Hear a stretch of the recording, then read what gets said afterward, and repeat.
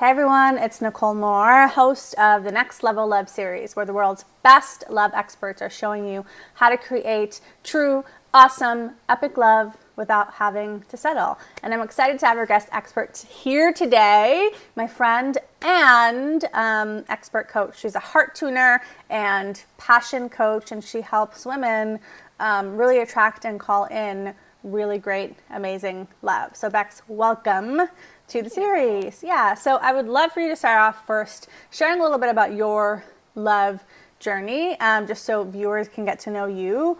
How did you get to this place where now you're helping other women call in their guy? Yes, well, it was a windy road, for sure. As a young person, I was an emotional eater and overweight, and so my history with men was always kind of chasing an unrequited love.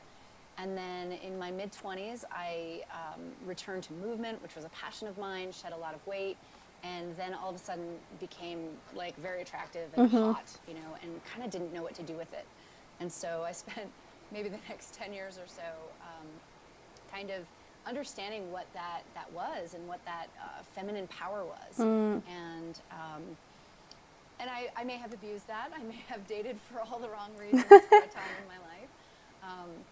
But then there was absolutely a moment where I decided that I was doing more harm than good, and that I needed to figure this out and take myself off of the dating market. And I did that. And I set out to be a single person for longer than my longest relationship, which was 3 years at the time. Whoa! Yeah. But I had a couple of, I had some rules that, I wasn't going to be totally celibate, but I was intending on not entering into a long-term relationship. Yeah. And of course, with that conscious decision, I attracted all kinds of, dead-end relationships and Peter Pans and non-committal men. And then I started dating a friend. And we both kind of went in saying, we don't have time for a long-term relationship, but we want to spend time with each other. And, the best intentions. 3 months down the line, I experienced wanting more. I was really falling for him. And, and I expressed that to him, and he said that he couldn't give me that. And rather than at first appreciating the fact that he was honest with me, I got kind of upset. And, I'm a big flippin' deal. Like, everybody would want to date me, So I ended up, accepting and really thanking him for being upfront and honest with me. And what I carried with me was this BFD kind of attitude that, like, yeah, I'm a BFD. Like, I put a lot of time into myself, into my business. I'm accomplished. I'm smart. And, and then so after that breakup, I also had was fired from this volunteer performance. It was so crazy. But that could have spiraled me into this hole, which I will say it did for a little while. But it wasn't long before I realized that what I really needed to do was realign with myself and realign with my passions and who I'm meant to be in this world. And so at the time I was a performer and a dance teacher, so I embarked on the biggest art project I'd ever attempted before. I was organizing a group of 50 women to come together in choreography. And in the time I was teaching hula hoop dance, so it was 50 hula hoop dancers. And simultaneously, as I'm creating this giant choreographed dance piece for a festival in New York City, I had forgotten that I was on OkCupid. And I received a message from a really inspiring guy. And it was a message like I had never received before. And I was like, all right, I'll give this guy a chance. Meanwhile, I'm still trying to be single for 3 years. And, I go out with him. And on our first date, we were laughing that we were both on this online profile, on this online platform, trying to date outside of our social circle. Meanwhile, we had failed miserably because we discovered that he and I had 70 friends in common. Wow. That's a lot. We'd been at all the same parties and dance floors over the last 3 years. And he even had photographs of me from a performance from a show that I had done 2 years before we had ever spoken or met. Wow. Yeah. Wow. And so he offered to film my dance performance. A week later, I'm in this performance with 50 of my people, and I'm hearing the music as if for the first time, realizing that what I laughed about months ago, this love story that I wrote in this dance piece, I just pulled these pieces of music together and they spelled out a love story. A month and a half later, I'm dancing this piece and I'm hearing this and I'm like, oh my God, this love story. I wrote my own love story. Wow. And here he is. And I've invited all of my entire community to join me and welcome him into my life. And the name of the piece was called Hello. And so Nick and I, we had this conversation shortly thereafter. And I was realizing that he's not just this great guy. Like, this is my person. Wow. And as soon as I realized that, like, he turned and looked at me and literally said to me, "Do you believe in soulmates?" Wow. Right? Wow. So, fast forward a couple of years, we moved across the country together, and I said goodbye to my movement wellness company in New York. And, I was kind of feeling like there was something really brewing. And he and I had been hosting some informal talks about love and relationships on the East Coast. And it just hit me, that the next iteration of me was to bring that conversation to a world stage and really help armies of women find their true love. And that began the process of me speaking and having the opportunity to be interviewed by people like you. I love that story. I mean, it's so many great things in there. I mean, he was there, kind of, you had met him before, or he was in the same circle, but it sounds like you had to be ready. You called him in at the right time. It does sound very magical, like the whole story. And I know you talk a lot about creating magic. And I think sometimes women approach, there is no magic in their dating experience. There is disappointment. There is, I'm tired of online dates. There is disillusionment, all the negative D words. You can, just disappointment, disillusionment, and I want to give up. And it sounds like you had an opposite experience. So how do you help women kind of create a better dating experience where it doesn't feel dreadful, it starts to feel magical? Yeah, I love that question. Well, the very first thing is that if you are suffering from any of the D's, the disillusionment, the disappointment, the frustration, the tired of this, then, the very first thing is to take a little bit of a break. Just separate yourself and recalibrate. I guide my clients through what's called my heart tuning system, and it's 4 phases of tuning the heart. And the very first 2 phases are priming and calibrating, and that's really where we're diving back inward and recalibrating what exactly is it that we want? What exactly, how exactly are we showing up? Because if you are hitting up against a wall repeatedly, then, and you will recognize this, we either need to shift our way of being or shift our strategy. And if we're not able to do that, if we're really stuck in it, we just kind of pull back, look inside, recalibrate, reassess. Because even if you've made your list, or even if you've defined your core values, you're always a new person. We're always evolving and moving into the next greatest iteration of ourselves each and every day. And so even if you did it last month or 6 months ago, it's good practice to check in with your heart and make sure that you are putting yourself out there with authenticity. And one of those ways that I have my clients do that is through a spiritual practice. And before we take a deep breath with a spiritual practice, it doesn't necessarily mean it doesn't necessarily mean religion or I have kind of a broad view of spirituality, and for a lot of women out there, they believe in God or they believe in the universe. And if they don't, then the connection that I have them create is with their highest self. And so maybe that's who they want to be in a year from now, or who they want to be 3 years from now. And really forming a relationship with this woman and dialoguing with her and dreaming about her and connecting with her on a daily basis. And that can also be connecting with spirit, connecting with God, connecting with the universe, connecting with our gratitude, and really finding that grounded place within ourselves each and every day, so that we can come to our dating practice in that holistic way, Yeah. Yeah, I love that. I love that. So what are some of the little things in the spiritual practice? Are there any kind of tangible things that a woman can do, maybe daily or on a regular basis, to start kind of tuning her heart, opening up to the vibration of love itself? Yes. Yeah, absolutely. Thank you for asking that. There's so many things. And, I'm going to begin with gratitude, because that's really always where I begin. Gratitude is the vibration of abundance, and it has the power to shift you know, our energy so quickly. And, you know, and I know that we've heard it before, but how many of us really take it into conscious daily practice? Like, I wake up, I don't always wake up like sunshine, rainbows. Yeah. I suffer from anxiety. And like, there are lots of times, like this morning, I woke up and I was feeling really anxious. And, you know, I'm in an endurance training program and I don't want to do my endurance today. But I hear that.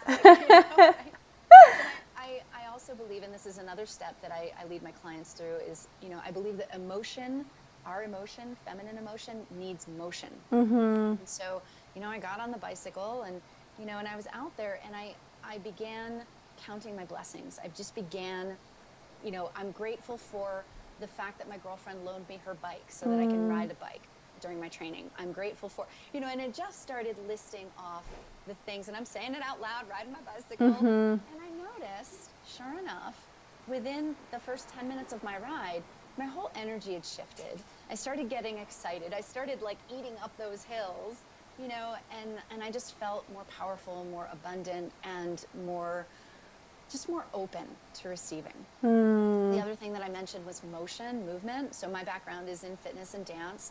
And I firmly believe that we as women need to move our bodies. You know, have you ever had an experience where like you're going through something heavy and you're kind of disconnected from your friend circle or your community, and then like maybe it's been a couple of weeks and you actually get to talk to somebody and you're just a mess, you're just crying out because you haven't connected with anybody in a while? Well, I know for sure that motion, you know, sweat is, you know, can help us release just as much as tears can. And if we're connected to our sweat every day, then we are more likely to be able to process emotion and again, show up more authentically to our dating practice. The third thing that I kind of just touched on, I hope it didn't slip out of my brain. Was connection. Yeah, connection with your community, connection with other women, and making sure that you're surrounded by women who are partners in believing. You know, there's a lot of times when we hang out with our single girlfriends who are also stuck in the D's, the disappointment, the frustration, the disillusionment. You know, we create this atmosphere of commisery. Yeah. Co-misery. You know, and I know that you know all these things because we receive a lot of the same teachings, but and we teach a lot of the same teachings. But when we are able to connect with women who either have what we want or believe in what we want, then, you know, we're just so much more supported, and it helps us uplift our energy to stay connected to that big vision of love that we hold for ourselves. I love that. Connection is so important. So, you know, what you said, Bex, I'm going back to, you know, your story. You said you were like, I'm not going to date. And then you brought the guy in, and people say that, you know, a lot of times, you know, when people are looking for dating advice, one thing they'll hear is like, just forget about it. Just let it go. Just live your life. And there's wisdom in that. But then there's also the people who are just like not actually taking any action. So I just want you to share, like, you know, did you just kind of let go of love completely? Or were you working on yourself? Like, what's the distinction between I've let go and I've given up, kind of, I'm not working on this? Yeah, and thank you for clarifying that, because when I set out to have when I set out on this 3-year voyage, it was really more about having a 3-year relationship with myself than like distancing myself to love. Because I dated people and I had lovers and I had friends, but I was really committed to not pulling somebody into my orbit that I wasn't a full body yes to. You know, and I think that was one of my patterns in the past, was that, you know, I would date out of or like I would get in relationships out of loneliness, or I would get in relationships to prove a point, or like, you know, or some reason that was not authentic. And, you know, and those relationships would just crash and burn, you know, and usually it would be me that was crashing and burning. The guy was all on board, but like, and then I had to have the hard conversation of, hey, this isn't really working out for me, you know. So my mission was to not envelop anybody else in my drama until I could really figure it out, what it is that I wanted, what made my heart sing, you know. So it wasn't that I just, you know, gave up. or walked away. It was really that I was tuning into what exactly I wanted. And rather than diving into long-term relationship after long-term relationship, I took some time to just date people and get to know people and discover like what really works for me and what doesn't really work for me. I love that. You really figured out you. Then you met your guy, soulmate. Tell me what, you guys have been together for a while.